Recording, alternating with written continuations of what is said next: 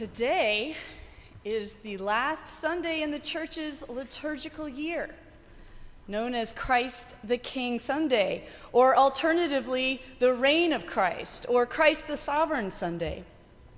It punctuates the end of that long green season after Pentecost, known as Ordinary Time, where we grow as followers of Jesus, leaning into what it means to be Christ's body, the church, before turning our attention to the advent of Christ's coming again.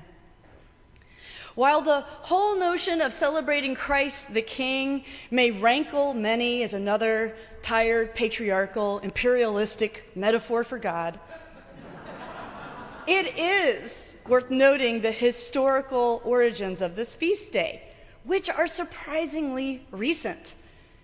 In 1925, Pope Pius XI instituted Christ the King feast day in response to the growing fascist movement in Europe after the devastation of World War I. This was a time when dictators like Benito Mussolini claimed earthly sovereignty over their people through ideologies of ethnic racial superiority, military might, and autocratic rule that was enforced by violent repression of dissent. The Pope was appealing to Christians to remember who their true sovereign was, not Mussolini, not Caesar, but Jesus Christ.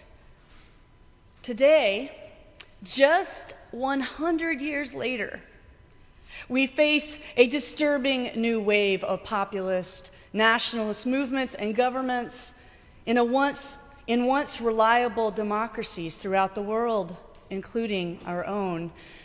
As in the 1920s, we are living in tumultuous times of great uncertainty and instability due to the interrelated issues of the climate crisis, massive displacement and migration of human populations, a pandemic, a war in Europe, and exponentially growing inequalities among the 8 billion people now inhabiting the planet.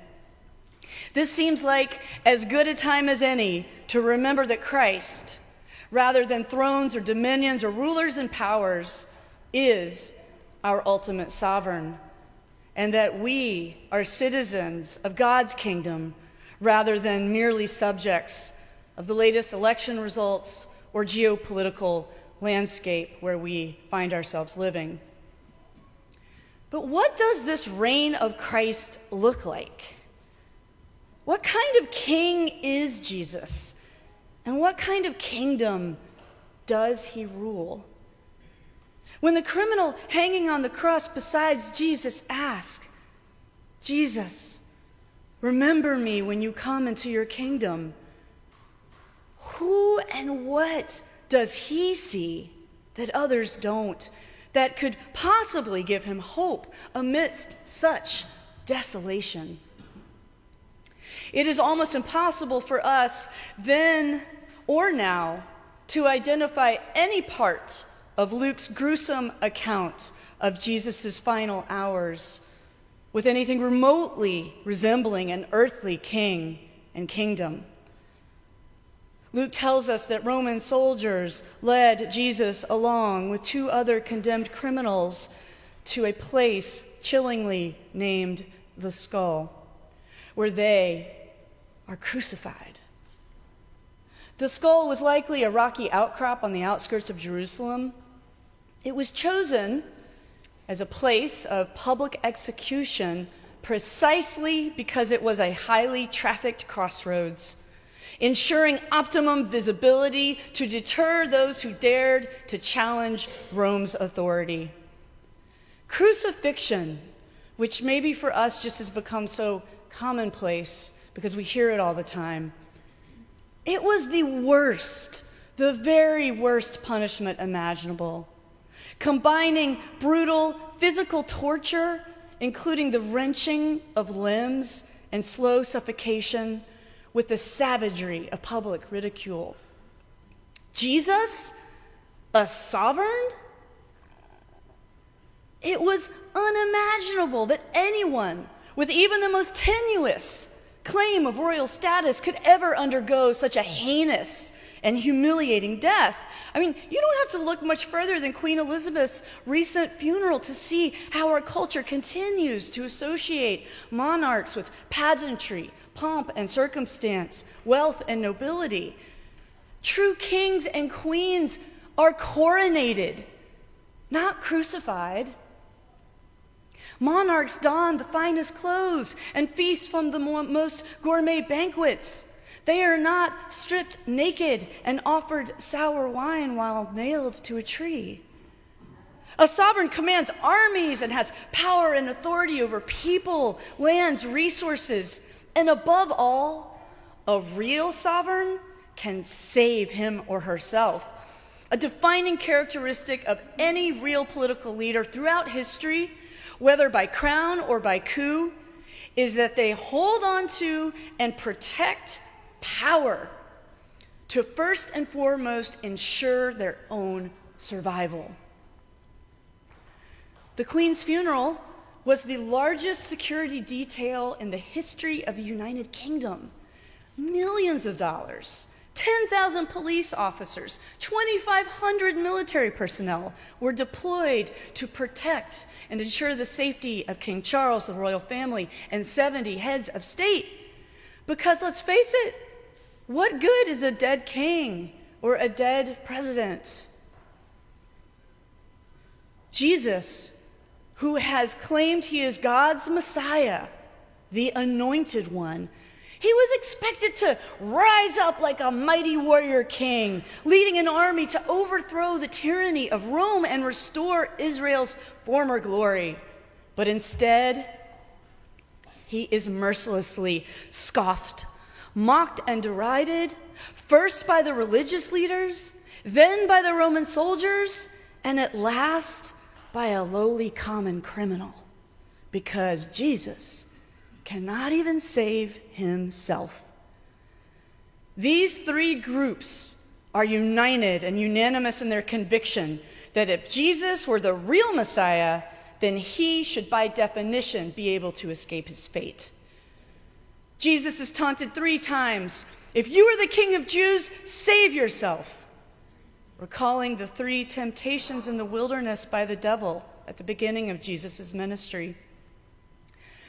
Jesus' seeming inability to deliver himself from this grisly death is, in their eyes, a blatant contradiction of his royal status. Now, the great irony here is that while the leaders, soldiers, and the criminal refuse to see Jesus for who he is, they insist on calling him the Messiah of God, the chosen one, the King of the Jews. And that is precisely who he is. It turns out the crucifixion is the ultimate fulfillment of Jesus' divine purpose, the validation of his identity as God's divine sovereign. So here on the cross, flanked by 2 criminals, Jesus fully embodies the kind of subversive Messiah he is and the kind of upside-down kingdom he has been sent to inaugurate. Amidst total rejection, mockery, and suffering, Jesus wields power, not to save himself, but to show mercy to those responsible for his death. Father, forgive them, for they know not what they do. In this, Jesus practices what he preaches in the Sermon on the Plain, where he exhorts the crowds to love your enemies, do good to those who hate you, bless those who curse you, pray for those who abuse you. He incarnates the Beatitudes. Blessed are you when people hate you and when they exclude you, revile you, and defame you. Utterly vulnerable and helpless, he in whom the fullness of God was pleased to dwell is emptied of self and status. Those who try to make their life secure will lose it, but those who lose their life will keep it. In his body, this crucified Messiah enacts the great reversal of the social order that he has proclaimed throughout his ministry.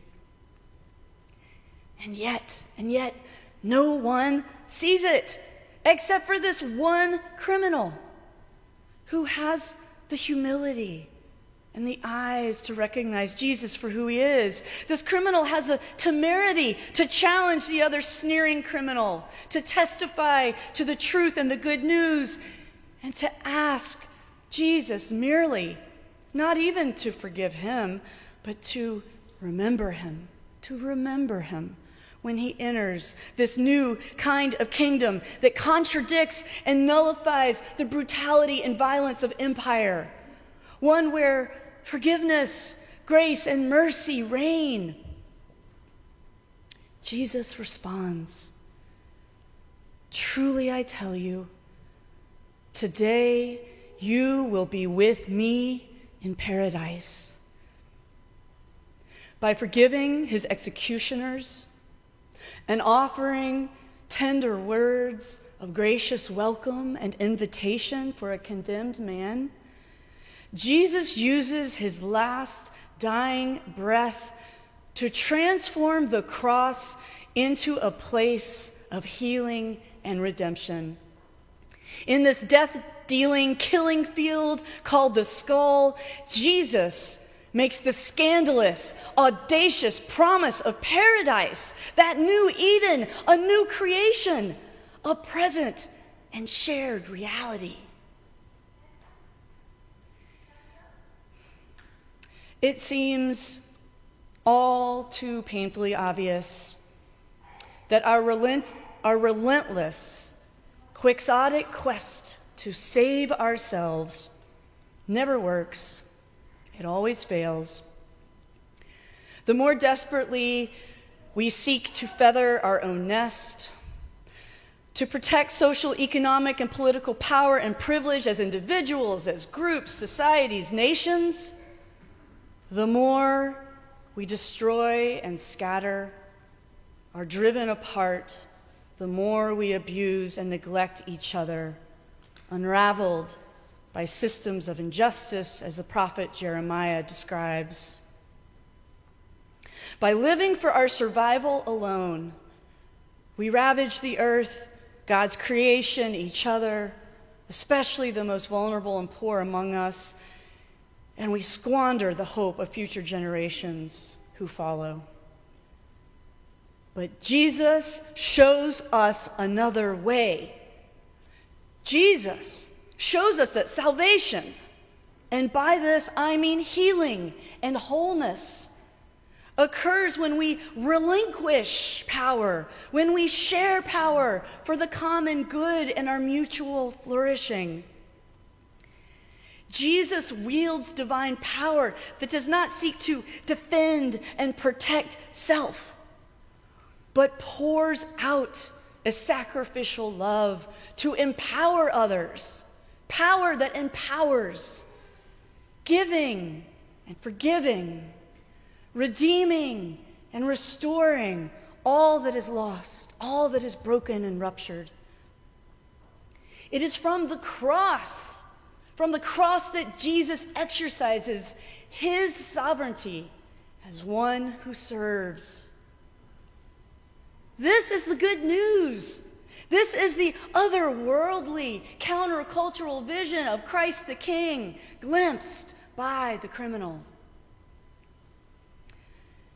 And living under the reign of this crucified and risen Messiah, as we all now do, we are forgiven for our primal lust to save ourselves, protect our power, and ensure our own survival at the expense of our neighbor.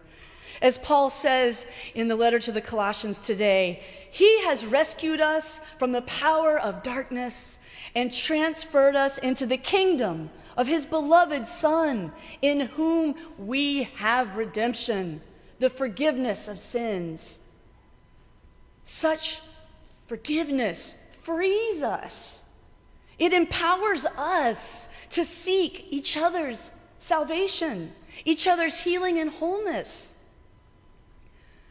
Brought together under his most gracious rule as Christ's body, we are free. Free to pour out our power to serve and care for our scattered, abused, neglected neighbors, making known God's paradise today. Like the criminal with the humility and eyes to see beyond his present deathly reality, may we live as citizens of God's reign, made strong with all the strength that comes from his glorious outpouring of power, so that we may be builders of this kingdom where God's love is ultimately sovereign.